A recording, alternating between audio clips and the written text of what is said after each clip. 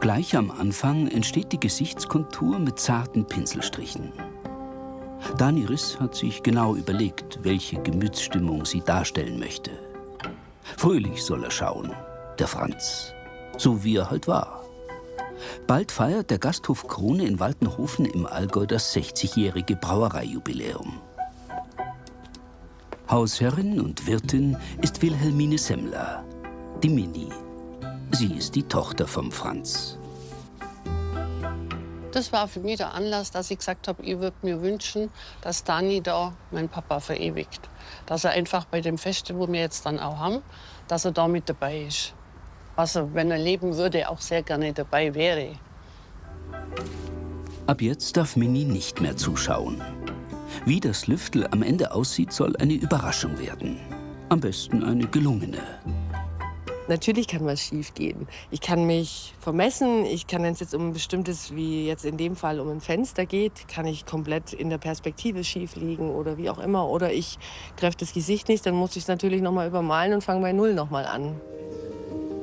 Wie das Wandgemälde in etwa aussehen soll, haben die beiden ein paar Tage vorher besprochen. Dani kannte den Franz auch sehr gut und hat ein paar Vorschläge.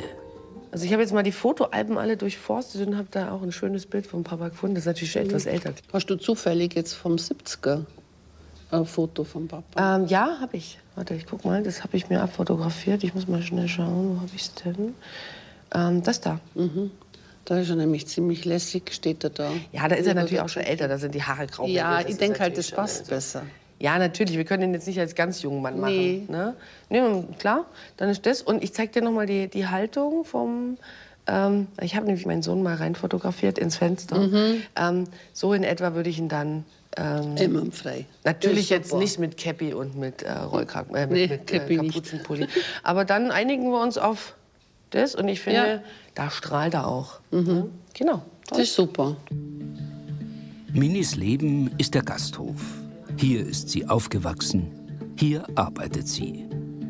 Vor fast 100 Jahren haben ihre Großeltern mit dem Familienbetrieb begonnen. Mini ist also die 3. Generation Semmler und hat lange mit ihrem Vater alles gemeinsam gemacht. Vor 8 Jahren übergab Papa Franz aus gesundheitlichen Gründen ihr komplett die Verantwortung für die Gästezimmer und die Gastronomie. Einer der wenigen Menschen, der mich versteht, bis zum Schluss. Immer an meiner Seite, geistig voll da. Und das war mein Partner, mit dem konnte ich halt immer reden, wenn es um die Wirtschaft gegangen ist. Es hat mich kein Mensch so verstanden wie er. Ja. Das liebevolle Vater-Tochter-Verhältnis, die vielen schönen Erinnerungen, das alles möchte Dani in ihrem Bild ausdrücken und wie in einer Momentaufnahme festhalten.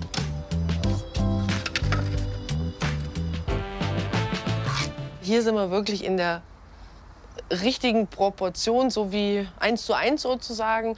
Und ja, das macht am meisten Spaß, weil die Herausforderung ist, das wirklich dann so umzusetzen, wie ich es im Kopf habe.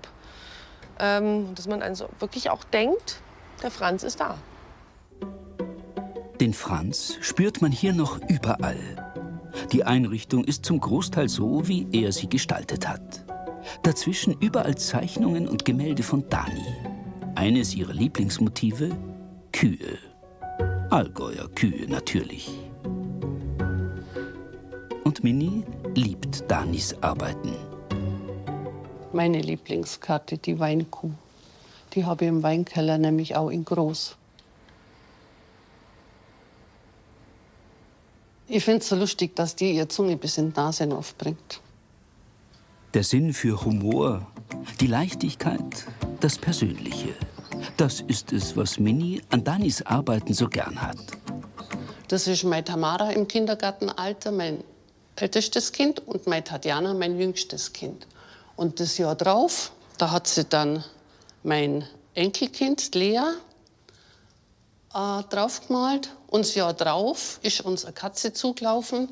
Dann hat sie die Katze dazu gemalt.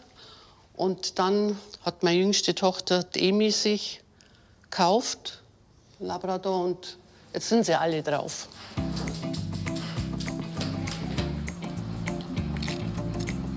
Mit ihrem Mann hat Dani viele Jahre einen Maler- und Tapezierbetrieb gehabt.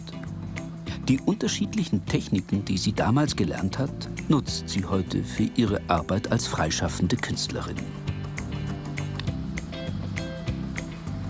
Im Grunde ist es die gleiche Technik, die Michelangelo, jetzt setzen wir gleich mal die Latte ganz hoch, gemalt hat. Also wirklich lasierend, Schicht für Schicht. Dann habe ich auch wirklich eine Lebendigkeit im Bild. An so einer Wandmalerei, so einem Lüftel in dieser Größe, arbeitet Dani etwa 20 Stunden.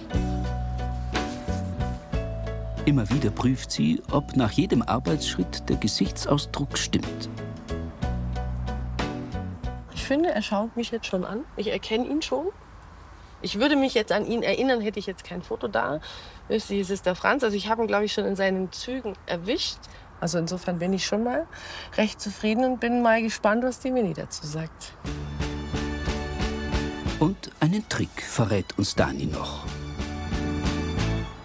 Der Franz wird jetzt so gemalt, dass ganz gleich, wo du dich hier auf der Terrasse befindest als Gast, du gerade aus der Tür trittst oder da hinten dein Bierle trinkst, dass er dich anschaut. Das ist so dieser, ich sage mal, Mona Lisa-Blick. Also im Grunde genommen wird er einem hinterher schauen. Und das ist ganz wichtig, damit jeder Betrachter so das Gefühl hat, er kann Kontakt zu ihm aufnehmen. Ein längerer Allgäuer Regenschauer zwingt Dani zu einer Pause. Die frischen Farbschichten halten bei der Feuchtigkeit nicht mehr. Gut, dass sie nur einige Meter entfernt in ihrem Atelier weiterarbeiten kann.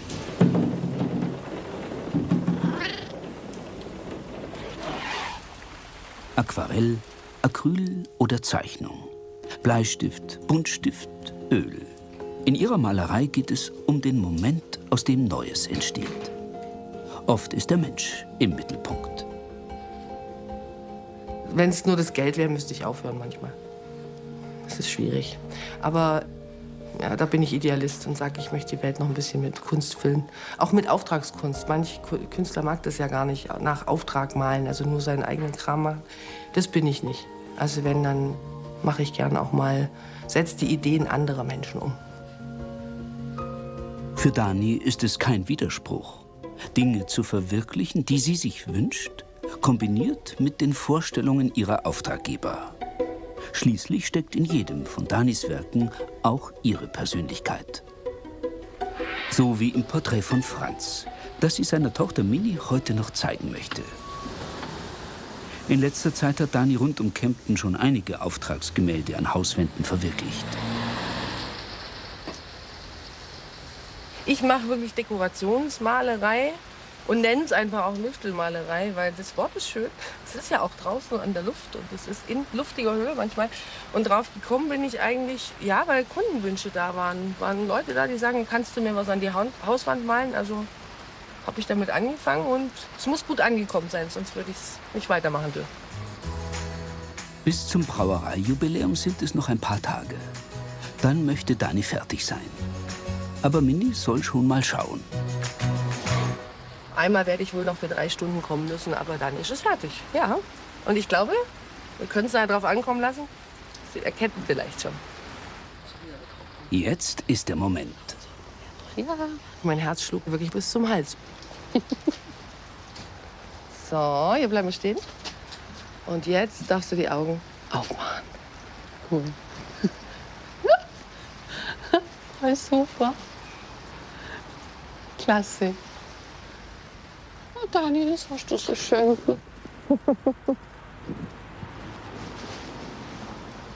Ist es? Mhm. Es war schon ein spezieller Moment, so wie eigentlich immer, wenn ich jemandem ein Bild zeige, weil es ist ja dann meine Arbeit, die ich dann präsentiere und dann ist es hopp oder top, ja, gefällt oder nicht. Einen Tag später kann Dani das Lüftel fertig malen. Mit ihrem Kunstwerk hat sie den Franz genau getroffen.